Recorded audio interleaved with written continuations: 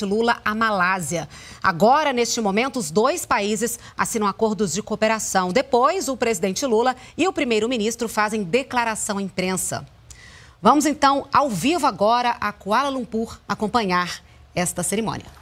Both Excellencies may wish to remain for our next two documents.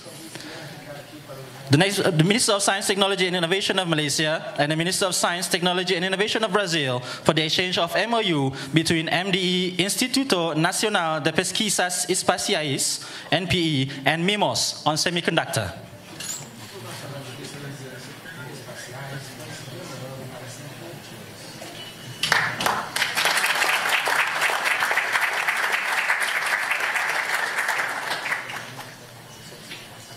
The two ministers will also exchange the MOU between MIMOS CTI Renato Archer on semiconductor.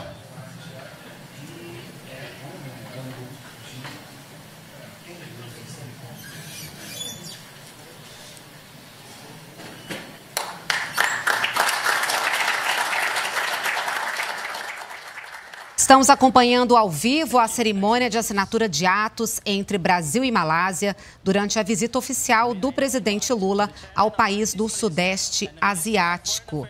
Neste momento, os dois países estão aí assinando atos de cooperação entre as duas nações. Nessa viagem, o presidente Lula quer intensificar e diversificar o comércio e os investimentos com a Malásia, com foco em setores estratégicos como energia, ciência, tecnologia e inovação. Thank you, Dato. Your Excellency, Ambassador Vieira, may wish to remain for our next document. May I invite the Deputy Foreign Minister of Malaysia for the exchange of notes on the training for diplomats.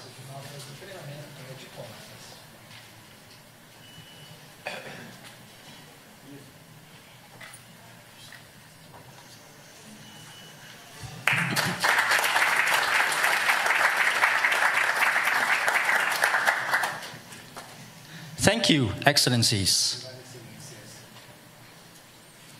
For the final document, may I now invite the Director General of MARDI Malaysia and the Minister of Agriculture and Livestock Brazil for the exchange of... Você está acompanhando ao vivo aqui no canal Gov. Meia-noite, 8, você acompanha ao vivo com a gente a participação do presidente Lula e do primeiro-ministro da Malásia nessa assinatura de acordos entre os dois países. Nessa viagem, o presidente Lula quer intensificar e diversificar o comércio e os investimentos com a Malásia. Você acompanha aí o ministro Carlos Fávaro, da Agricultura, também aí assinando acordos. A ministra da Ciência e Tecnologia, Luciana, também participou dessa cerimônia de assinatura. E logo em seguida, o presidente Lula e o primeiro-ministro da Malásia, Anwar Ibrahim, fazem declaração à imprensa e você acompanha aqui ao vivo pelo canal Gov. Vamos acompanhar, então, a partir de agora. Lula da Silva of the Federative Republic of Brazil and Mrs. da Silva, I wouldn't want to express beyond words my special thanks and appreciation to my colleagues for your presence and your visit today. We know you as a leader who represents the working class initially, who remains consistent in your struggle to champion the cause of the poor and the underprivileged. And this has been a story that's been told and followed by many of our fellow Malaysians. President Lula da Silva, you remain consistent, not only for Brazil, but also in your articulation of foreign policy issues, from the atrocities and genocide in Gaza to the issues affecting climate change. And your initiative is much, of course, well regarded. You mentioned as Chair of BRICS when I was there. Thank you very much for the hospitality accorded to me and my delegation twice. And now you are again hosting COP in Brazil, somewhere near Amazon.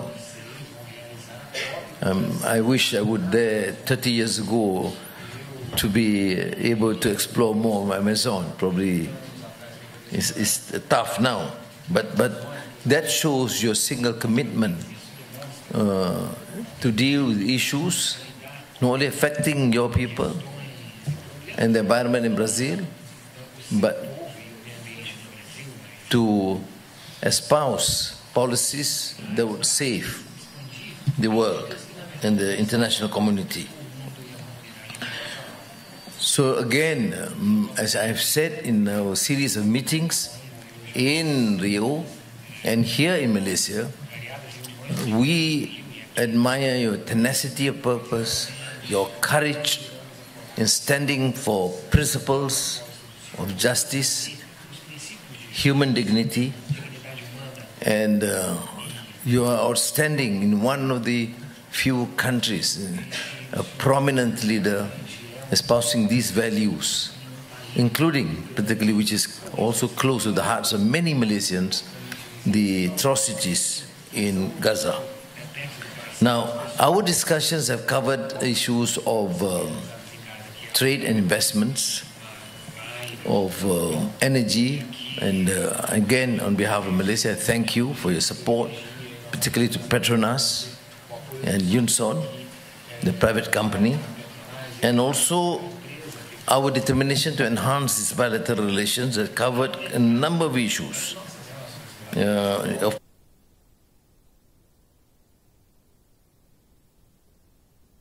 Decades ago, when I was at UNESCO, one of the countries that excited me was Brazil, because you have placed so much importance in research and scientific research that can be a showcase for most of. In fact, I confessed to the president that I was personally exposed and educated by one of your great scientists, Dr. Israel Vargas, who actually took me as a young brother and told me the importance of governments to focus on scientific research. And that, Mr. President, influenced many of my policies when I decided to push for increased funds and disbursement of funds for research and scientific research, technology research, including agriculture through Madadi.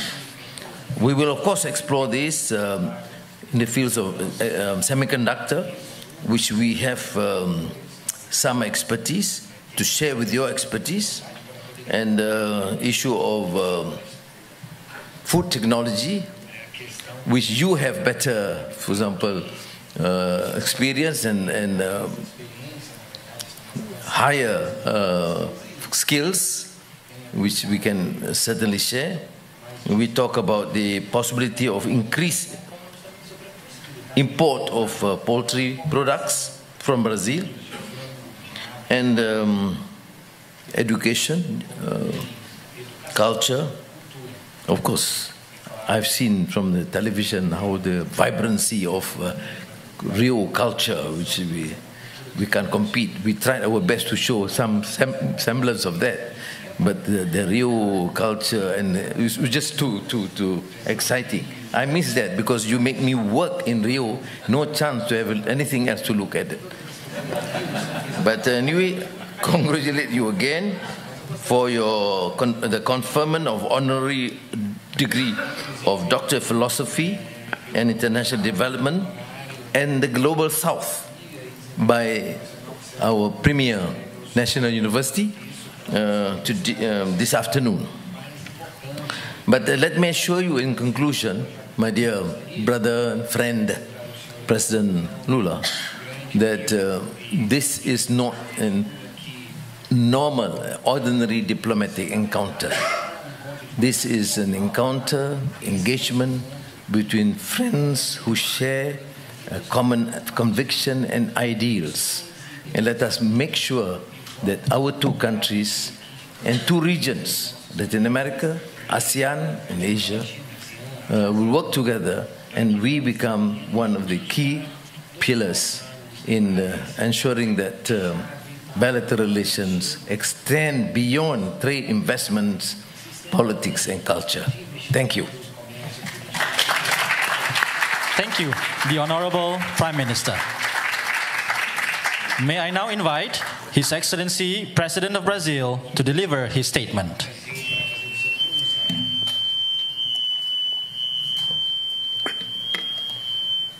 Meu caro amigo, primeiro-ministro da Malásia, Anwar Ibrahim, e sua digníssima esposa, minha querida companheira Janja, meus companheiros ministros e ministras do Brasil que me acompanham, nossa embaixadora, nossos amigos ministros e ministras da Malásia, é com muita alegria que eu estou nessa querida cidade, Kuala Lumpur. Eu tenho na minha cabeça a ideia que a relação entre seres humanos é uma coisa muito química. Quando a gente encontra um ser humano, a gente gosta ou não gosta da pessoa à primeira vista. E desde a primeira vez que eu encontrei com o nosso querido companheiro Anwar Ibrahim, que nos cumprimentamos, eu tinha certeza que eu estava diante de um amigo. De alguém que, como eu, tinha sido perseguido, de alguém que, como eu, tinha sido preso, de alguém que, como eu, tinha uma determinação de acabar com a sua carreira política. Isso aconteceu com Vossa Excelência, isso aconteceu comigo. E cá estamos nós dois. Você como primeiro-ministro da Malásia e eu como presidente da República, para causar um pouco de raiva nos nossos inimigos. É assim que as coisas acontecem no mundo. A relação do Brasil com a Malásia muda de patamar a partir de hoje. Eu não vim aqui apenas com o interesse de vender ou com o interesse de comprar. Eu vim aqui dizer ao primeiro-ministro Anwar Ibrahim que nós temos possibilidade de mudar o mundo, de fazer com que as coisas sejam melhores, de fazer com que o humanismo não seja derrotado pelos algoritmos, de dizer ao mundo que o mundo precisa de paz e não de guerra, de dizer ao mundo que nós precisamos de livre comércio e não de protecionismo, de dizer ao mundo que nós precisamos de mais comida e de menos armas. Esse é o objetivo da minha visita à Malásia. E eu quero que o primeiro-ministro saiba que eu levo essas questões com muita seriedade. Eu disse ontem numa entrevista, e vou dizer agora, quando nós governamos um país, eu no meu Brasil não gosto de usar a palavra governar, eu gosto de usar a palavra cuidar, porque a nossa missão é cuidar do povo que nós representamos. E cuidar do povo significa cuidar das pessoas mais necessitadas. Aqueles que efetivamente precisam do papel do Estado são os mais necessitados. Os ricos não precisam do Estado. Muitas vezes os ricos usurpam e usufruem de coisa do Estado que deveria ser dedicado às pessoas mais pobres do Estado. Então eu tenho uma obsessão, primeiro-ministro. Uma obsessão. Eu digo, sem nenhuma vergonha, que eu nasci numa cidade em que as pessoas morriam de fome antes de completar 5 anos de vida. E eu sobrevivi. Eu fui comer um pedaço de pão na minha vida pela primeira vez aos 7 anos de idade. E eu sobrevivi. E isso me fez colocar a questão dos deserdados do mundo, dos pobres que muitas vezes são chamados e cuidados como se fossem invisíveis. As pessoas não querem enxergar os muitos pobres. Parece que eles não existem aos olhos do mundo. Mas eles são milhões, milhões e milhões, que muitas vezes estão à espera de apenas um gesto. Estão à espera que uma pequena parcela do orçamento de cada país seja dedicada a eles, para resolver problemas elementares da comida, da educação, da moradia, que custa tão pouco, mas é tratado como se fosse impossível cuidar dos pobres. Eu nunca consegui entender. No caso do Brasil, quando eu tomei posse em 2003, nós tínhamos 54 milhões de pessoas passando fome. Em 2014, a ONU reconheceu o Brasil como um país fora do mapa da fome. Eu fiquei fora do governo 15 anos. E quando eu votei, outra vez tinha 33 milhões de pessoas passando fome. Em apenas 2 anos e meio, nós acabamos com a fome. Uma demonstração de que é plenamente possível. E eu digo sempre que a coisa mais barata, a coisa mais fácil da gente fazer é cuidar dos pobres. Eles custam poucos. E muitas vezes no orçamento parece que é muito, porque eles são muitos. E como tem muita gente pobre, parece muito dinheiro no orçamento. Mas é pouco se a gente comparar com o dinheiro que vai para outras coisas. É apenas uma definição de prioridade. É apenas uma definição de escolha. Porque governar é fazer escolha. Governar é decidir para quem que você quer governar, de que lado você está, com quem que você vai fazer relações. E eu sempre digo que a coisa mais fácil para um homem governar uma nação é você saber de onde você veio e você saber para onde você vai voltar. É você não esquecer a sua origem. É você não esquecer o seu berço. E não ter vergonha das coisas que você fez. Para um governante, andar de cabeça erguida é mais importante que um prêmio Nobel. Para um governante, cuidar das pessoas mais humildes é quase que uma obrigação bíblica. É um mandamento de Deus. Porque é para isso que a gente veio a governar. E quando eu digo que um líder tem que fazer escolha, é porque nós temos que decidir sempre. Toda decisão de um primeiro-ministro ou de um presidente da República é para decidir. Para um lado ou para o outro lado. Para quem que você atender? E nós temos que fazer escolhas.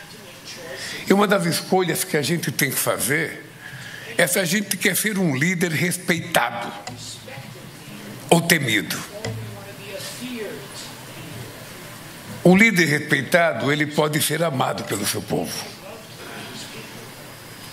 o líder temido, ele pode ser odiado pelo seu povo.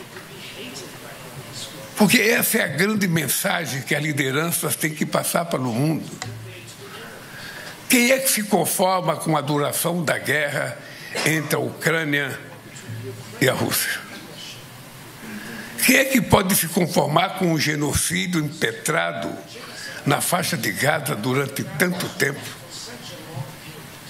E não só a violência dos tiros e das guerras e das bombas, mas a violência de utilizar a fome, a vontade de comer de uma criança como forma de torturá-la.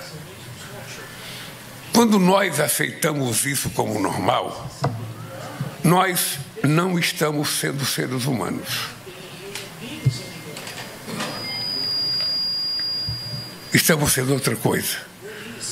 Que eu possivelmente não sei o que seja, mas seres humanos nós não somos quando aceitamos isso como normal. E por que isso acontece? Porque as instituições multilaterais que foram criadas para tentar evitar que essas coisas acontecessem, pararam de existir. Hoje o Conselho de Segurança da ONU e a ONU não funciona mais. Não funciona. Todas as guerras acontecidas nos últimos tempos foram guerras determinadas por gente que faz parte do Conselho de Segurança da ONU e que não consultou e que não aprovou em nenhum fórum. Foi assim com a guerra do Iraque. O Bush não consultou a ONU. Foi assim com a invasão da Líbia. Inglaterra e França não consultaram o Conselho de Segurança. Foi assim, sabe, com a Rússia e a Ucrânia. A Rússia é membro fixo do Conselho de Segurança, mas também não consultou a ONU. E assim as coisas vão acontecendo, sem que haja nenhuma governança mundial capaz de dizer, não pode ser assim. E entra a questão global. Entra a questão do clima. Olha, como é que nós vamos evitar que o planeta possa ser destruído se nós sabemos o que está destruindo o planeta e não tomamos atitude para evitar que ele seja destruído? Nós tomamos as decisões numa COP e quem é que vai cumprir essa decisão? O protocolo de Kyoto até hoje não foi levado em prática. O Acordo de Paris, muita gente não está respeitando. As decisões da COP no Brasil, da COP 30, eu tenho dito que ela será a COP da verdade. Ela será a COP em que a gente vai ter que dizer se a gente acredita ou não nas informações que a ciência está nos dando. O planeta corre ou não corre risco? As pequenas ilhas do Atlântico e do Pacífico correm ou não correm risco? E esse risco afeta mais as pessoas pobres, que moram nas periferias das grandes metrópoles, que serão vítimas dos desastres climáticos, da seca, da chuva, do vento, do furacão. E nós, líderes políticos, é que temos que tomar decisão do que fazer. Não cada um pensando no seu país ou na sua pátria. Chega um momento em que a gente tem que pensar no planeta. E aí é que é preciso ter instrumentos de governança global. E é isso que nos faz falta hoje. Faz falta para a Malásia, faz falta para o Brasil e faz falta para o mundo. Por isso, meu querido amigo, eu digo sempre que a gente não escolhe pai, a gente não escolhe mãe, a gente não escolhe, sabe, amigo a gente escolhe. Eu quero dizer que você, meu caro amigo Anwar Ibrahim, eu considero como meu amigo. Pelo seu passado, pela sua luta e pela sua tenacidade de enfrentar a diversidade. E eu quero que os ministros brasileiros e as ministras saiam daqui com a certeza de que essa visita de hoje é extremamente importante Primeiro, pela amizade do primeiro-ministro nos convidar para participar da ASEAN. Nós somos o primeiro país da América Latina a ser convidado para participar. Não é pouca coisa. Isso só pode acontecer quando existe um grau de confiança entre as pessoas. E eu espero que a participação do Brasil amanhã e depois da manhã, na segunda-feira, seja bastante relevante. Não se esqueça que eu faço aniversário segunda-feira. Não se esqueça que você prometeu que eu ia completar o aniversário aqui na Malásia. Então é importante lembrar.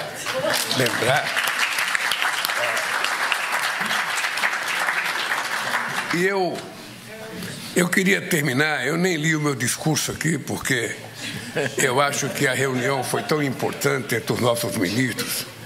Eu acho que há tanta confluência entre os nossos pensamentos que basta agora a gente fazer com que as nossas pessoas trabalhem de forma, sabe, com muito afinco para que a gente possa acontecer nos próximos anos aquilo que não aconteceu em tantos outros anos. Porque não é possível que Malásia e Brasil tenham um fluxo comercial de só 6 bilhões. Não é possível. Alguma coisa está errada, sabe, no nosso comportamento, alguma coisa está errada no nosso governo, alguma coisa está errada nos nossos empresários, alguma coisa está errada. Porque nós precisamos ter consciência de que um dos problemas que o mundo tem hoje é a ausência de lideranças. E na ausência de liderança, tudo que é de pior pode acontecer. Então, meus queridos companheiros, ministros da Malásia e ministros brasileiros, nós vamos sair daqui com uma missão. E a nossa missão é muito responsável. Nós precisamos da Malásia e a Malásia precisa do Brasil. E quem tem que cuidar disso somos nós. Ninguém está preocupado com a Malásia como vocês. Ninguém está preocupado com o Brasil como nós. Então nós temos que juntar nossas preocupações. Saber o que nós temos de similaridade. O que a Malásia pode vender para o Brasil. O que a Malásia pode transferir de tecnologia para o Brasil. O que o Brasil pode vender para a Malásia ou transferir tecnologia. Transferir conhecimento, até a dança carioca, a dança do Rio, o primeiro-ministro pode aprender com muita facilidade. É só deixar um pouco de disponibilidade na sua agenda, porque só a agenda de trabalho não dá certo. Então, eu quero terminar essa entrevista aqui dizendo o seguinte: os acordos que foram firmados estão firmados. Nós vamos voltar para o Brasil com a certeza de que há 30 anos não vinha um presidente brasileiro na Malásia. Há 30 anos. O que é impensável, porque já faz muito tempo que a Malásia é tida e vendida aos olhos do mundo como lugar de extraordinário crescimento e desenvolvimento, sabe? E a gente poderia ter vindo aqui muito mais vezes. Mas sempre tem a primeira vez. Eu quero terminar dizendo ao meu amigo primeiro-ministro Ibrahim: esteja certo de que essa viagem minha à Malásia e esse carinho com que você está nos convidando para a ASEAN mudará a história da relação Brasil e Malásia. Muito obrigado.